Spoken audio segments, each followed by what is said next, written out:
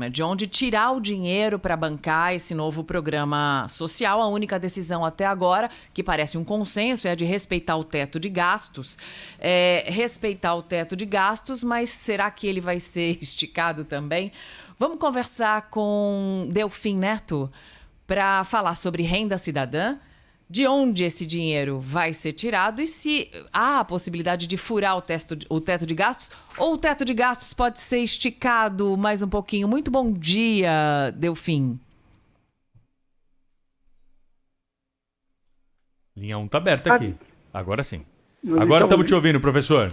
Está ouvindo ou não? Estamos sim. O senhor está no ar aqui na Rádio Bandeirantes, tudo Na bem? verdade, o que acontece é o seguinte. Eles não têm a menor ideia de onde vão tirar.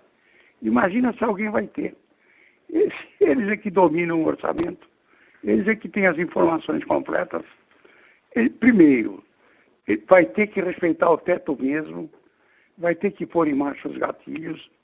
Provavelmente vai ter que aprovar essa reforma administrativa.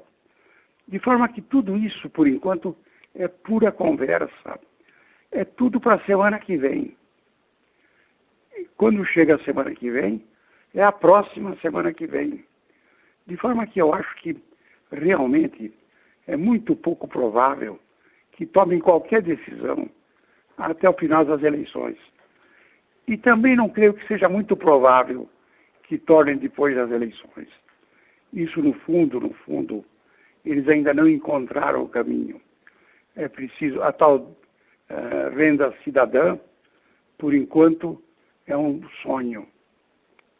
E se a gente pensar na data das eleições nesse ano, não é, professor? É ainda mais delicado. 29 de novembro é o segundo turno, ou seja, um mês para que o que for colocado como orçamento, como meta para 2021, comece a valer. Muito apertado, né, professor? Não, e tem que aprovar o orçamento antes de encerrar o ano, de forma que eu não creio que haja espaço para muita coisa.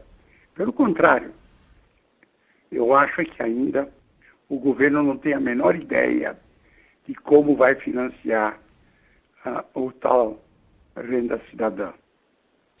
Professor Delfim, eu li no Estadão de hoje, né, no editorial lá, que o novo desastre fiscal com as contas públicas em frangalhos e a dívida pública dispara e pode levar o país a uma crise mais funda, alertam grandes bancos, investidores, analistas de mercado e o FMI. É para tudo isso mesmo, professor? Tem que ficar preocupado? Além dessa discussão do dinheiro que vai financiar esse programa social, é momento para esse tipo de reflexão?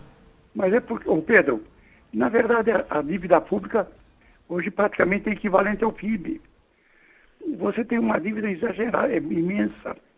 Você tem, é verdade que a taxa de juros hoje está mais baixa, e que se você conseguir crescer, digamos, 2,5% no ano que vem, a relação dívida-PIB começaria a declinar. Mas tudo isso é para esperar, para ver o que vai acontecer.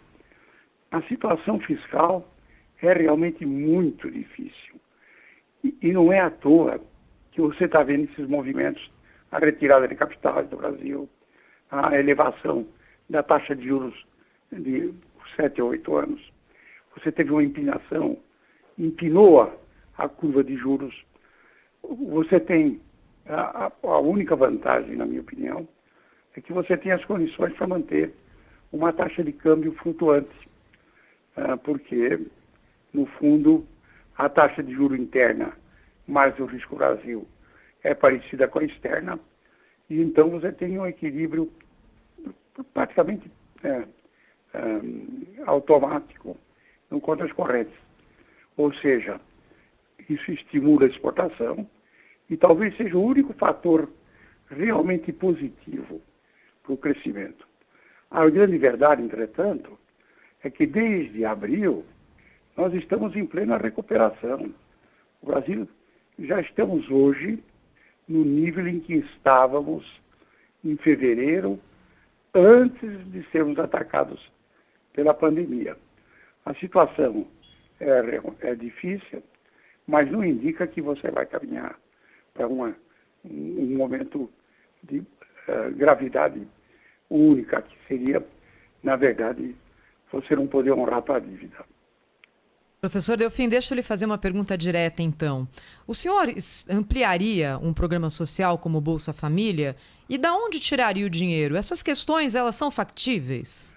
Deixa eu lhe dizer, não adianta discutir sem os números. Quem conhece os números é o próprio Tesouro.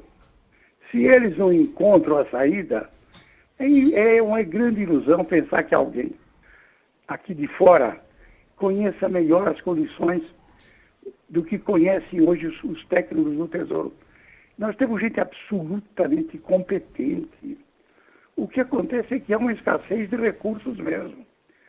Você tem muito mais necessidades do que recursos para atendê-las. E o que isso implica em quê? Quando eu tenho duas alternativas e não tenho recurso, a resposta não pode ser vou atender as duas. Eu tenho que escolher entre elas. O governo tem que fazer escolhas. O governo tem que ter as suas prioridades. Essas prioridades têm que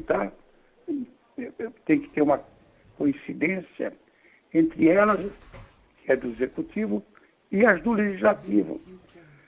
Ninguém pode fazer, ou ninguém conhece melhor as finanças do governo do que o próprio governo. Não tenho ilusão. Você não tem gente incompetente lá, não. O que você tem é gente que sabe que não há recurso para atender a todas as demandas. E que, portanto, precisa ser feitas escolhas. Se o presidente se recusa em fazer escolhas, não tem como resolver.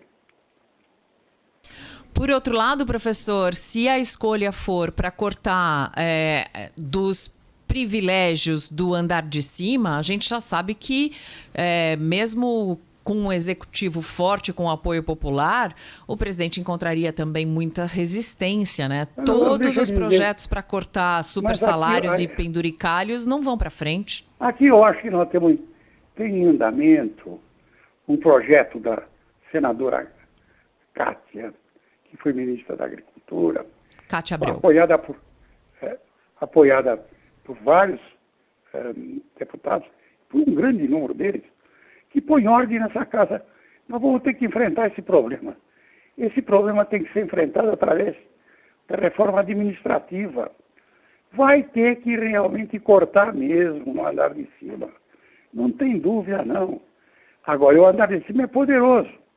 O andar de cima, na verdade, é a casta que controla o Brasil. Mas essa casta vai ter que se dobrar ao interesse nacional. Professor Antônio Delfim Neto conosco sempre aqui no Jornal Gente da Rádio Bandeirantes, trazendo aí as suas informações, seus comentários, interagindo com os nossos ouvintes. Grande abraço para o senhor, até a próxima, hein, professor? Um abraço para vocês.